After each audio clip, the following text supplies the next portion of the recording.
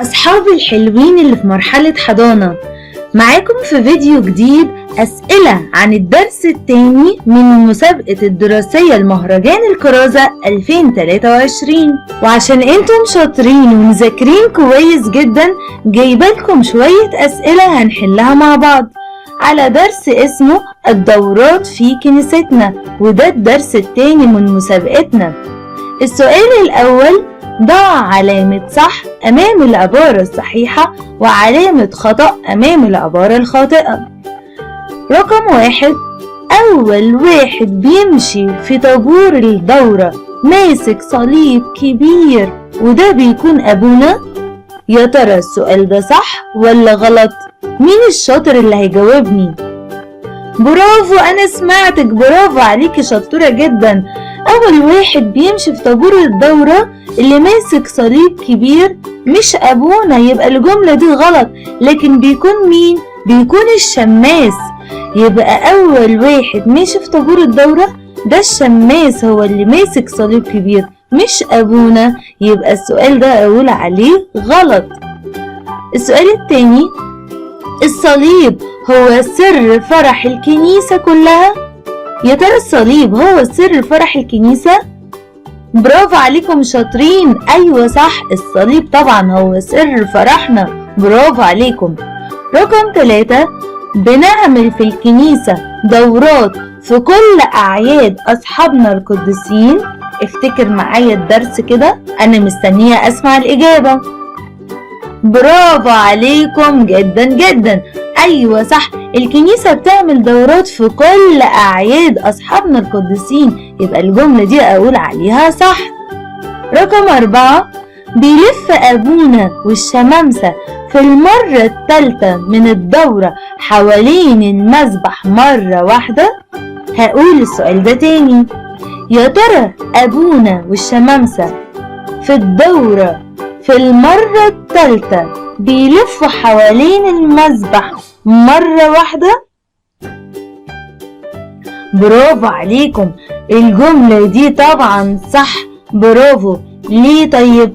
لأن أبونا والشمامسة بيلفوا حوالين المذبح 3 مرات، وبعدها بيلفوا الكنيسة من الشمال لليمين مرة وكمان مرة، وفي المرة الثالثة بيدخلوا في الهيكل ويلفوا مرة واحدة حوالين المذبح. يبقى أبونا والشمامسة في المرة الثالثة من الدورة بيلفوا جوه المذبح حوالين المذبح، بيلفوا مرة واحدة. رقم 5: أكتر دورة بتتكرر في الكنيسة هي دورة عيد الميلاد. افتكر كده معايا، يا ترى الدورة اللي بتتكرر في الكنيسة بتبقى دورة عيد الميلاد؟ برافو عليك، شاطر جدا، الجملة دي غلط. ليه يا ترى؟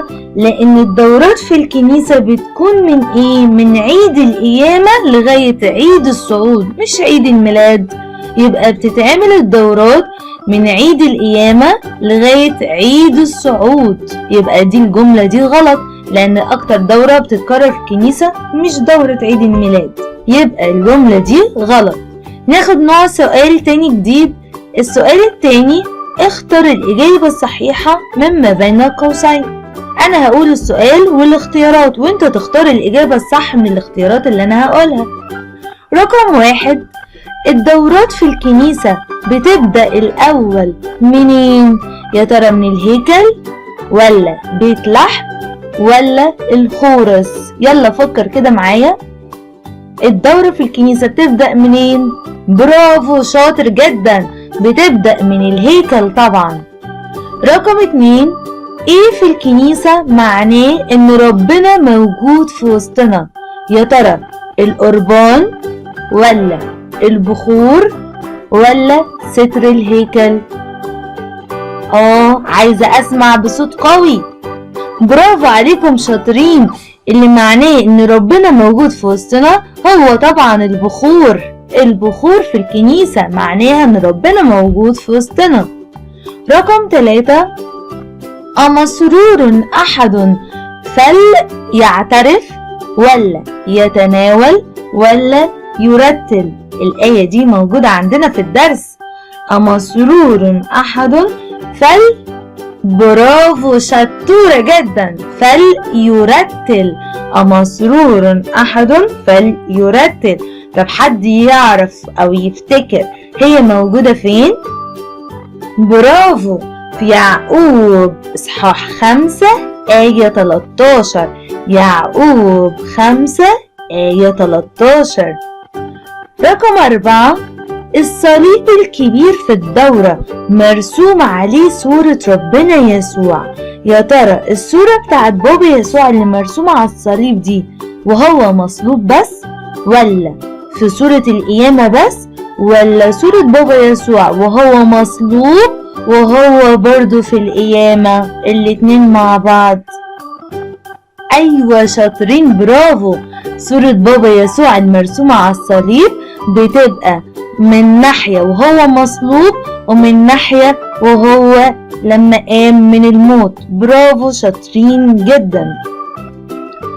رقم 5، الشماس اللي ماشي ورا أبونا في الدورة في إيده يا ترى درج البخور ولا شمعة ولا صليب؟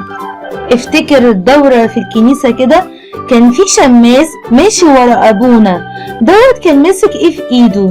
يا ترى درج البخور ولا شمعة ولا صليب؟ برافو برافو برافو، طبعا درج البخور. شاطرين جدا. بكده خلصنا أسئلة على الدرس التاني. استنوني في فيديو جديد وأسئلة مع الدرس التالت، بس لازم نسمع شرح الدروس الأول قبل ما نحل الأسئلة. شكرا ليكم، باي باي.